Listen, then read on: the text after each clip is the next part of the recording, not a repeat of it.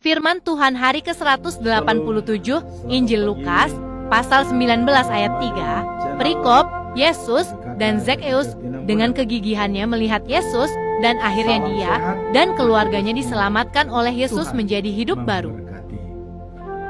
Firman Tuhan pada hari ini yaitu hari yang ke-187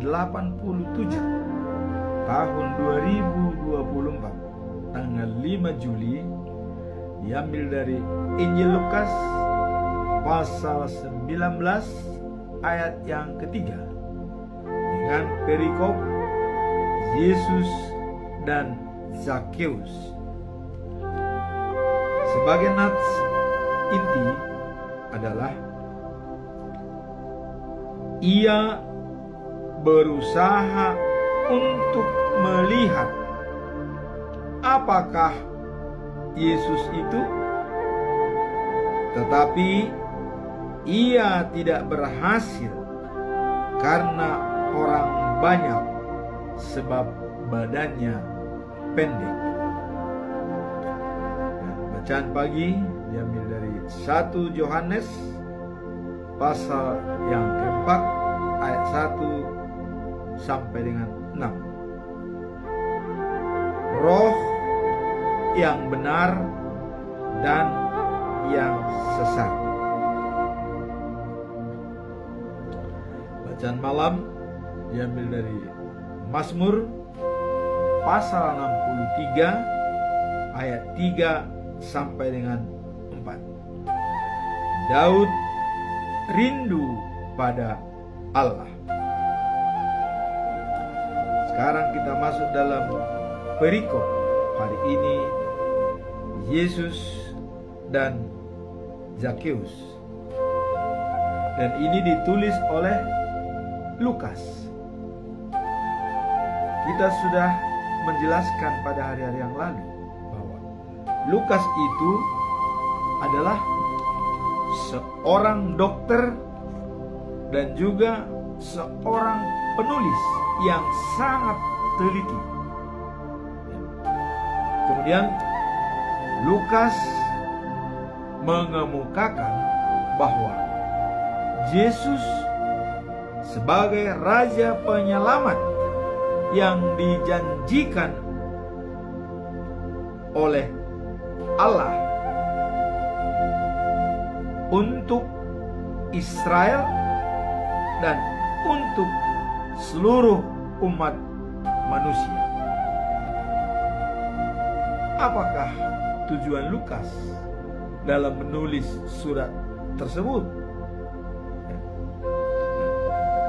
Lukas bertujuan supaya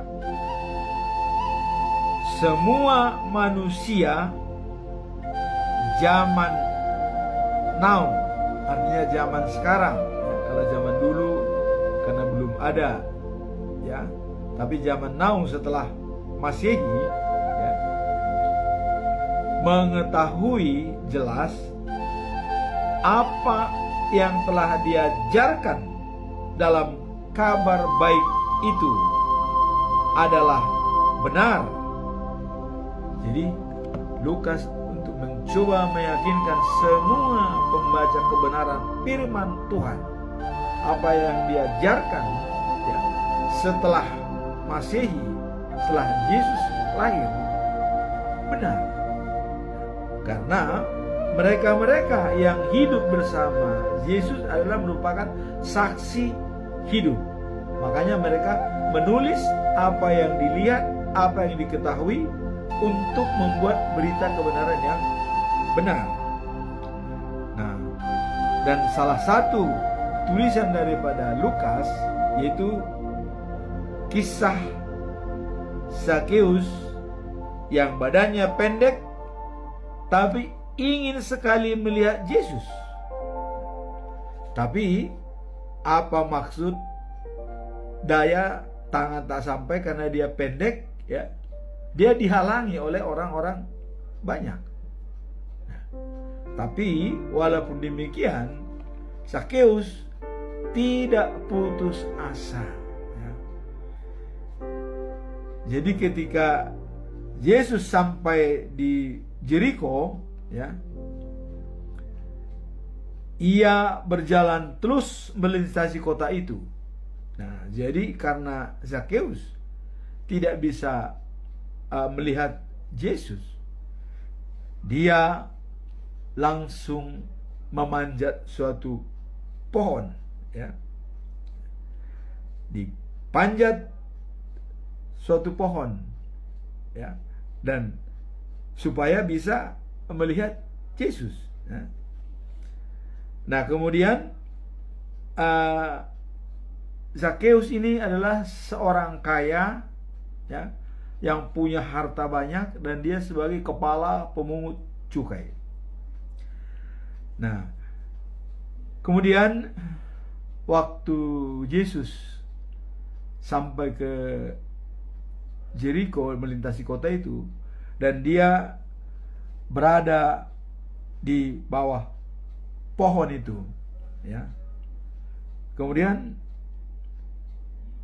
dia melihat seorang, ya, di mana tadi Zakheus berusaha dia memanjat pohon hanya untuk melihat Yesus, ya. Karena orang terlalu banyak, ia sendiri pendek, ya, maka ia tidak berhasil melihat Yesus. Kalau dia tetap berjalan seperti biasa, dia tidak berhasil melihat Yesus. Ketutupan sama semua orang-orang, ya. Nah, jadi ia berlari mendahului orang-orang itu semua. Berlari dia mendahului, ya. Sehingga ia memanjat sebuah pohon, ya, di atas pohon supaya bisa melihat Yesus. Inilah usaha daripada Zakheus. Nah, kemudian ketika Yesus sampai di bawah pohon, ya, ia melihat ke atas. Loh, kok Zakheus ada di atas? Nah, kemudian Yesus berkata kepada Zakheus, "Zakheus, turunlah cepat, sebab aku harus berkunjung ke rumahmu hari ini." Coba. Jadi hasil usaha daripada Zakheus disambut dengan sangat baik oleh Yesus. "Saya berkunjung ke rumahmu malam ini." Bukan main enaknya, ya, dengan usaha Zakheus. Nah, kemudian Zakheus cepat-cepat turun, ya, dan menyambut Yesus dengan gembira. Wah, sangat senang. Dari tidak bisa melihat dan berusaha memanjat untuk melihat dan disambut oleh Yesus dengan gembira, wah, hatinya berbunga-bunga. Dia sangat senang. Wah. Jadi Yesus mengatakan, "Hari ini saya berkunjung ke rumahmu." Nah, kemudian Zakheus berdiri di rumahnya, ya, dan belum bicara-bicara dia sudah mengatakan kepada Yesus, coba, "Separuh dari harta saya akan saya serahkan kepada orang miskin." Wow. Coba kita lihat. Separuh dari hartanya. Jadi kalau ada misalnya 10 juta, ya 5 juta diserahkan kepada orang miskin. Separuh hartanya. Bukan seperti yang dikatakan kemarin, Tuhan menginginkan 1/10. Kalau kemarin 1/10, ya. Jadi kalau 5 juta 1/10, ya, itu dibagi 10, ya paling 500.000, ya kan. Tapi ini separuh dari 5 juta, 2,5 juta. Zakheus. Jadi melebihi target yang diberikan oleh Allah. Allah hanya mengharapkan perpuluhan, 1/10, ya. Tapi dia mengharapkan Zakheus separuh dari hartanya. Nah, kalau lagu Huriah HKBP memang seluruh harta, jiwa, dan badan diserahkan. Coba. Itu lebih hebat lagi sebenarnya HKBP ini, ya. Dalam nyanyian 204 itu, ya. Bahwa seluruh jiwa, harta, roh, dan semua kekuatan harta diserahkan kepada Tuhan tanpa mengambil kembali. Nah, kalau Zakheus di sini adalah separuh hartanya akan diserahkan kepada orang miskin. Kemudian siapa saja yang pernah saya tipu, karena dia adalah pemungut pajak, ya. Jadi kalau ada orang-orang yang ditipu merasa rugi, silakan daftar kepada Zakheus, dan mereka akan dikembalikan 4 kali lipat. Jadi kalau ditipu 1 juta dikembalikan 4 juta. Wah, inilah saya kira sangat-sangat peduli dan memang baik, walaupun dikatakan Zakheus adalah, kalau orang Yahudi bilang adalah orang yang tidak baik, pemungut cukai. Tapi nyatanya seorang yang hartawan, yang kaya raya, pemungut cukai, bisa. Yesus sendiri sudah melihat hatinya. Saya akan berkunjung ke rumahmu, katanya. Ya. Nah, lalu apa hasil daripada perbuatan Zakheus? Dengan menyerahkan separuh hartanya kepada orang miskin dan mengembalikan 4 kali lipat kepada orang yang pernah ditipu, Yesus berkata, pada hari ini engkau dan seluruh keluargamu diselamatkan. Artinya, kau Zakheus dan seluruh keluargamu diselamatkan. Hanya penyerahan Zakheus, harta dengan hati nurani, separuh hartanya, dan mengembalikan uang orang yang bersalah kepada dia, keselamatan diberikan oleh Yesus. Ini benar-benar sangat-sangat baik bagi keluarga Zakheus. Dia dan keluarganya diselamatkan. Ya, diselamatkan. Artinya diselamatkan itu dia akan menerima hidup yang kekal dan sejati. Nah, kemudian kamu, katanya, oleh Allah dan diberikan hidup yang baru, sebab engkau juga keturunan Abraham. Jadi sudah beroleh hidup yang baru. Jadi kalau yang lama kau pemungut cukai dan dimusuhi oleh orang-orang Yahudi, sekarang kamu hidup baru. Ya. Kamu juga sudah termasuk keturunan Abraham. Kenapa dikatakan keturunan Abraham? Karena Abraham itu adalah sosok orang yang dikatakan nenek orang yang percaya. Kenapa? Karena kesetiaannya kepada Allah. Serahkan anakmu Ishak, korbankan. Padahal itu satu-satunya, udah lama. Coba 60 tahun Sarah baru melahirkan, terus diserahkan lagi. Coba, ada anaknya satu, anak daripada ininya yang diambil istri, ya, apa namanya itu, ya, pembantunya, ya, Ismail. Tapi itu sudah diusir. Tapi sekarang ada satu-satunya Ishak, ya, berumur 10 tahun lah kira-kira Ishak itu. Serahkan kepada saya, katanya. Allah menguji sampai di mana kepercayaan Abraham kepadaku, katanya. Kalau dia memang benar-benar percaya pada Allah, ya serahkan. Diminta Allah, yang menciptakan Allah. Jadi Abraham berpikir, ya karena yang menciptakan Tuhan, ya dibilang serahkan, ya serahkan. Dibawa ke gunung, dibawa pisau, dibawa bakar.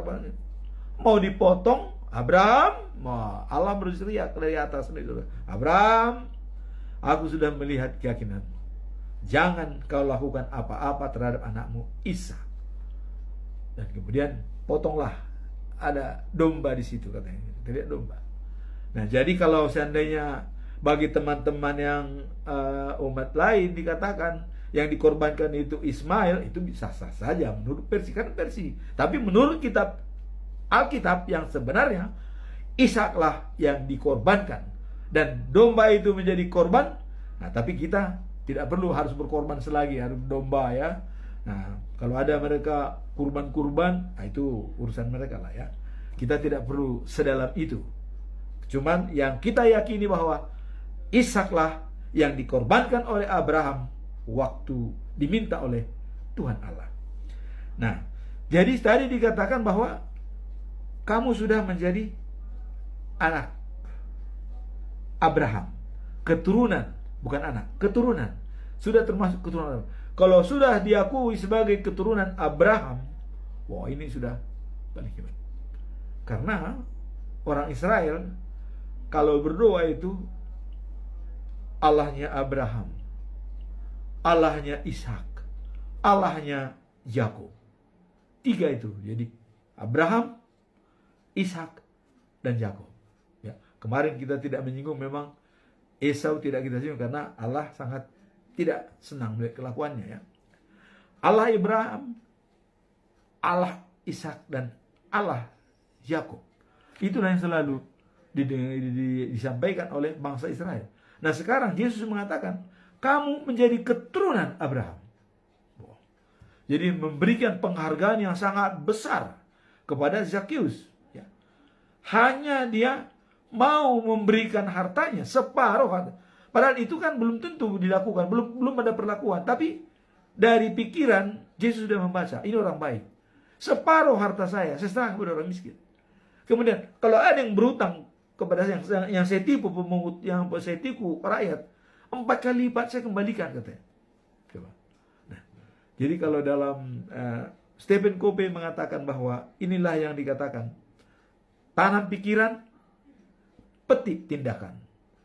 Tanam tindakan, petik kebiasaan. Tanam kebiasaan, petik karakter. Tanam karakter, petik nasib. Nasib kita ditentukan oleh pikiran kita. Pikiran Zakheus yang mengatakan bahwa saya akan serahkan separuh dari harta saya menjadi nasib dia, diberikan oleh Yesus, diselamatkan dia bersama keluarganya dan diakui menjadi keturunan Abraham. Wow, bukan main, ya. Ini kelihatannya sepele, tapi ini sangat baik untuk dicontoh. Jadi kepada orang-orang kaya, ya, pesan saya, contohlah Zakheus, ya. Jangan hartamu itu kau timbun. Ingat, ya. Harta yang kita miliki ada di bank miliaran, ada di mana? Itu bukan milik kita, bukan. Tapi milik kita yang sebenarnya adalah harta yang di surga. Apa yang di surga? Ya kita sampaikan. Kita sampaikan kepada perpuluhan, kita sampaikan persembahan. Itulah harta kita yang sebenarnya. Jadi kalau misalnya anak-anak sekolah minggu disuruh untuk memberikan persembahan, jangan diroba-roba. Ya, anak-anak sekolah minggu, ya, anak-anak yang banyak SMA pelajar, jangan roba-roba persembahan yang sudah diberikan oleh orang tua kepadamu. Kadang-kadang begini, dikasih 100, kasih persembahan. Ini ditukar, ada beli ini. Harusnya serahkan yang 100 itu, jangan tukar lagi. Bawa ke gereja, serahkan. Tidak perlu kamu tukar. Tidak harus, kalau ada kantongan 3, harus dipecah 3, tidak perlu. Ada kantongan 3, serahkan aja 1, sama. Jangan kau pecah 3, ya. Jadi 25, 3. Tapi yang 25.000 kau pakai. Padahal tadi dari orang tua sudah bawa ini persembahan. Sudah diserahkan 100. Serahkan semua, ya. Atau dikasih persembahan 10.000, ya. Karena ada 3 kantong, kau tukar, ya. Tukar dengan 5.000-an, 2.000-an, 5 kali 5, ya. 3 kau serahkan 6.000, 4.000 kau ambil. Nah, ini salah. Kita sudah korupsi di situ. Kalau dikasih 10.000 persembahan, tidak perlu tukar, langsung bawa itu serahkan. Masukkan dalam kantong belian. Tidak perlu ditukar, tidak perlu diganti, ya. Serahkan. Nah, itulah persembahan ini begitu berharganya di mata Tuhan. Kalau kemarin itu katanya pengadilan sudah dekat. Berikan persembahan terbaik bagi Tuhan. Nah, diingatkan oleh Tuhan bangsa Yahudi, jangan kayak orang yang melupakan aku, katanya, ya. Persembahan yang kau berikan, kadang-kadang dulu memang bangsa Israel ada mempersembahkan domba yang buta, katanya. Terus kambing yang sakit, penyakit, dikasih persembahan, ya. Datang Tuhan. Kalau raja, kalau gubernur, kau serahkan domba yang buta, bagaimana hatinya, bagaimana perasaannya? Tidak enak, apalagi Tuhan. Nah, inilah, jadi tadi kita sudah mulai tanam pikiran, petik tindakan. Jadi ada di pikiran daripada Zakheus, saya akan menyerahkan dari hatinya, saya akan menyerahkan separuh buat orang miskin. Itu sudah konsep dari dia. Kemudian semua yang saya tipu akan saya kembalikan 4 kali lipat. Itu baru konsep. Jadi itu ditanam dalam pikiran dia. Nah kemudian disampaikan kepada Yesus, tindakan. Tuhan, apa dari hatinya? Separuh dari harta saya kembalikan kepada orang miskin. Kemudian orang yang pernah saya tipu saya kembalikan 4 kali lipat. Langsung action. Nah, tentu dia membuat tindakan ini sudah memikirkan dengan 3 hal: pengetahuan, ya, nah kemudian keterampilan dan hasrat dia, sehingga dia menyampaikan kepada Yesus. Akhirnya petik nasib, ya. Jadi tanam pikiran, petik tindakan. Tanam tindakan, petik kebiasaan. Tanam kebiasaan, petik karakter. Jadi karakter dia tadi sudah dijalankan, menyampaikan kepada Tuhan. Kemudian petik nasib. Yesus mengatakan, hari ini, ya, engkau dan seluruh keluargamu diselamatkan oleh Allah dan diberikan hidup yang baru. Kamu jadi hidup baru. Ya. Kalau hidup baru itu, kalau kita lihat waktu yang lalu, Saulus habis gelap, terbitlah terang.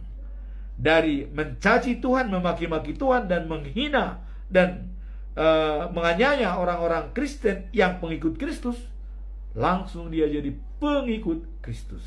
Ini yang dikatakan hidup yang baru. Jadi pemungut cukai menjadi hidup yang baru. Dia sudah menjadi pewaris kerajaan surga. Nah, jadi anak manusia datang untuk mencari dan menyelamatkan orang yang sesat. Itulah tugas daripada Yesus Kristus, ya, mencari, ya, manusia yang sesat, ya, dan yang penuh dengan persoalan akan diselamatkan oleh Tuhan. Yang lelah, lesu akan dihibur oleh Tuhan Allah. Nah, jadi nasib kita adalah ditentukan oleh pikiran kita. Tanpa kita pikirkan, nasib kita tidak pernah ada. Misalnya, pikiran kita mengatakan, kita baca firman, lakukan, maka nasib kita, ya kita diberkati. Saya mau berangkat ke Jakarta, lakukan, jadi ke Jakarta. Tapi kalau saya tidak pernah pikirkan berangkat ke Jakarta, ya saya tetap di sini, di Cilegon. Tidak akan pernah terjadi. Jadi nasib kita ditentukan oleh pikiran kita. Itulah firman Tuhan hari ini diambil dari kisah Zakheus ingin melihat Tuhan, tapi badan pendek tidak menghalang. Situasi dan kondisi bukan penghalang, bukan menghambat kita untuk percaya kepada Yesus. Ada tantangan yang banyak, tidak menjadi hambatan untuk pengikut Kristus. Nah, kemudian ini didukung oleh bacaan pagi, ya, yaitu 1 Yohanes pasal 4 1-6, di mana kita roh yang benar dan sesat. Kalau kita sudah pengikut Kristus, kita harus tahu mana roh yang dari Tuhan, mana roh yang dari palsu. Nah, ini katanya, jangan percaya pada seseorang yang mengatakan mempunyai roh Allah. Jangan dulu percaya. Uji. Nah, kemudian coba ujilah mereka. Nah, bagaimana cara mengujinya? 1, ya. Kalau orang itu mengakui bahwa Yesus Kristus datang ke dunia sebagai anak manusia penyelamat, itu benar roh Allah. Itu 1. Nah, kemudian kalau orang yang tidak mengakui hal itu, jadi kalau ada orang tidak mengakui Yesus sebagai juru selamat yang datang ke dunia, apapun dia bilang masalah itu roh palsu. Roh palsu. Misalnya, oh begini, nanti begini, nanti. Tapi dia tidak mengakui Yesus. Percuma. Roh palsu. Nah, ini katanya. Jadi, uji. Apakah roh yang benar atau palsu? Nah. Jadi, nabi-nabi palsu berkata tentang dunia. Jadi yang membicarakan dunia, oh nanti kamu berbuatkan begini, terus begini ya, hebat. Jadi hanya masalah-masalah dunia yang dibicarakan. Kalau kamu tanam uang begini, kamu akan mendapatkan ini untukmu, ini bagianmu. Hanya membicarakan dunia ya. Dan mereka juga memikirkan dunia. Nah, karena kenapa? Ya, karena mereka milik dunia. Nah, itu kesimpulan. Kemudian, kalau kita adalah anak-anak Allah, orang yang mendengarkan perkataan kita, dia juga anak Allah. Nah, jadi Yohanes bilang, kalau anak-anak Allah itu, ya, yang tadi percaya kepada Yesus, anak manusia sebagai juru selamat, terus apa yang kita katakan, ya, dan didengarkan oleh mereka, maka dia anak Allah. Jadi sudah jaminan. Ya. Jadi kalau kita menyampaikan, orang mendengar, dia adalah anak Allah. Nah, itulah orang yang menguji tentang roh yang benar atau salah. Jadi satu kuncinya, percaya kepada Yesus sebagai anak manusia untuk menyelamatkan dunia, dia berkata itulah roh Allah. Tapi orang yang tidak percaya Yesus itu Tuhan sebagai anak manusia yang datang untuk menyelamatkan, itu bukan dari roh Allah. Itulah kesimpulan. Mana roh yang benar dan mana yang sesat. Kemudian bacaan malam dikuatkan juga oleh dari kitab Mazmur pasal 63 ayat 3 sampai 4. Daud rindu pada Allah. Wah, Daud ini memang bukan main ya. Kalau kita lihat pernyataan dia ya, dalam Mazmur juga dikatakan bahwa kemurahan dan kebajikan ada padaku seumur hidup. Jadi selama dia hidup, kemurahan, kebajikan itu udah di tangan dia. Kemudian, saya berada di rumah Tuhan sepanjang masa. Artinya, badannya dia itu dipakai menjadi rumah Tuhan. Dengan tadinya ada kebajikan dan kemurahan. Jadi, Daud, dirinya itu menjadi rumah Tuhan. Dia berada di rumah Tuhan sepanjang masa. Ya benar. Selama dia bernapas, ya, dia berada di rumah Tuhan. Jadi dianggapnya dirinya itu sudah sebagai rumah Tuhan. Bukan di rumah Tuhan itu harus ke gereja atau ke bait suci, bukan. Saya berada sepanjang masa di rumah Tuhan. Artinya, badannya dia itu dipakai sepanjang masa untuk memuji dan memuliakan Tuhan.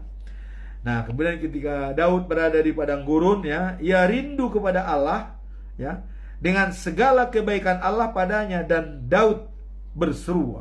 Dia berseru ya.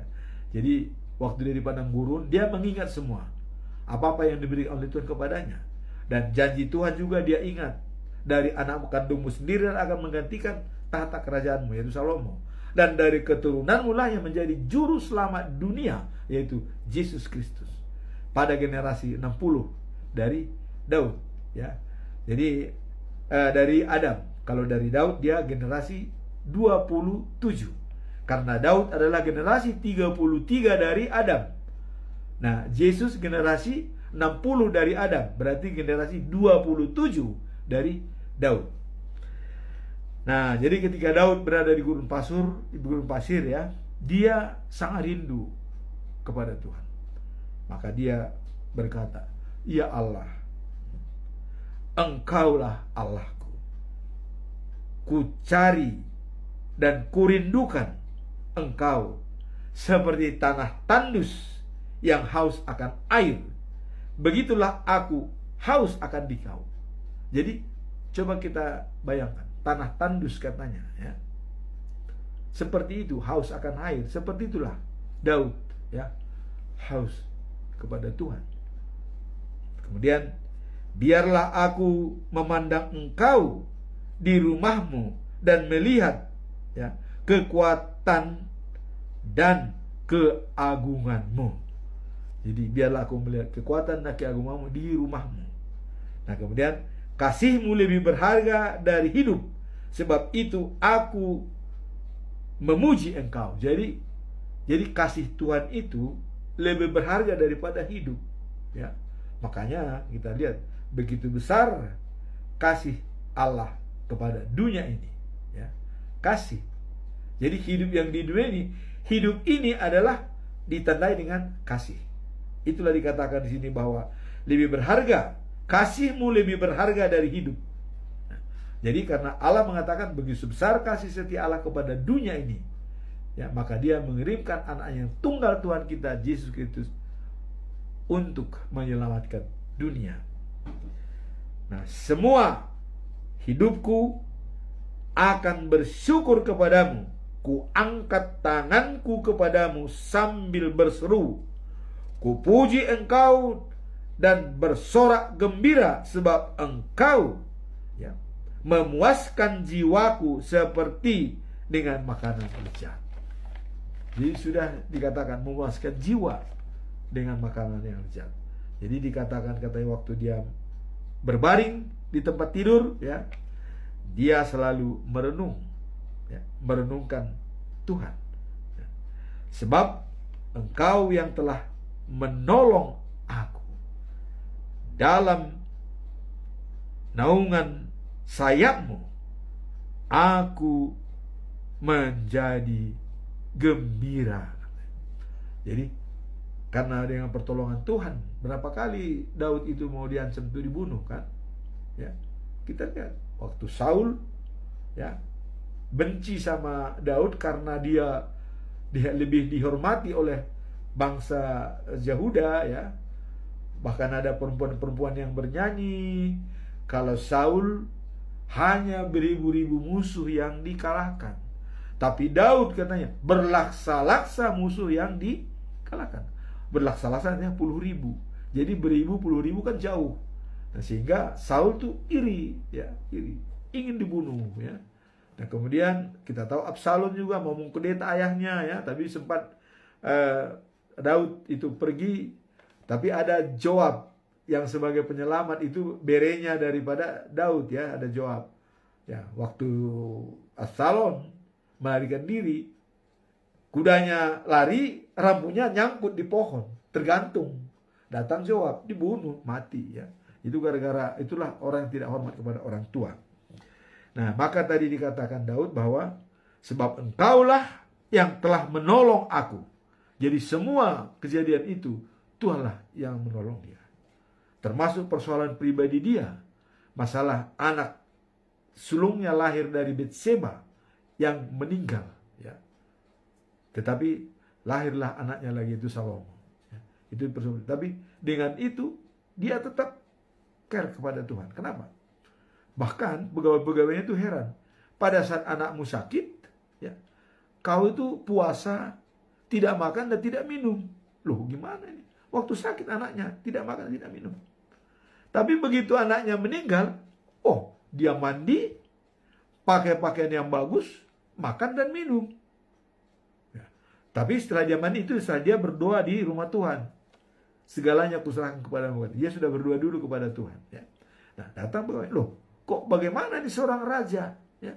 Pada saat anaknya sakit, dia puasa, ya, tidak makan dan tidak minum. Tapi begitu meninggal, loh, kok dia bisa makan, gembira gitu, ya? Apa bisa nggak dalam kehidupan kita begitu, ya? Waktu sakit kita tangisi, waktu meninggal kita gembira. Siapa yang di dunia ini bisa seperti itu? Hanya Daud, dia gembira. Nah, tapi kalau ditanya dia, kenapa raja pada waktu sakit kau bersedih, tapi waktu mati kok kamu gembira? Kenapa? Oh, dia jawab, kenapa saya bersedih waktu sakit? Saya berdoa mati-matian, kalau memang bisa Tuhan kasihan kepada saya, dia dihidupkan. Itu permintaan saya, katanya. Tapi begitu mati, katanya, sudah mau apa lagi? Kan dia tidak bisa kembali. Dia kembali ke asal. Ya udah, ngapain saya bersedih lagi? Kira-kira begitu. Nah, ini merupakan contoh bagi kita semua, bagi yang kita, ya, yang masih hidup di dunia ini. Ada misalnya saudara kita sakit parah, kita memang berpuasa supaya bagaimana sembuh. Tapi begitu meninggal, kita serahkan kepada Tuhan. Karena dia menuju the news of Jerusalem. Karena Paulus mengatakan, labado hamatean. Artinya kematian itu baginya untung, ya. Dan aku tetap di dalam Tuhan. Nah, kenapa laba hamatean? Karena apa yang diharapkan tercapai. Nah, kira-kira begitu. Karena Yesus sudah mengalahkan kematian, dia mati dan bangkit. role model bagi manusia. Jadi Paulus mengatakan, saya kan seperti itu, mati dan bangkit, kira-kira begitu ya.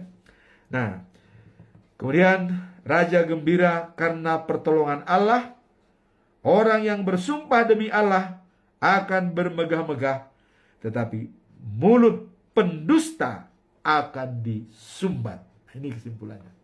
Jadi orang yang memakai dan bersandar kepada Tuhan Allah ya, dan akan bermegah-megah, akan diberkati oleh Tuhan.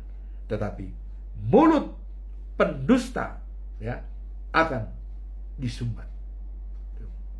Jadi memang saya baca juga misalnya bagaimana supaya manusia itu panjang umur. Kalau selama ini kita hanya melihat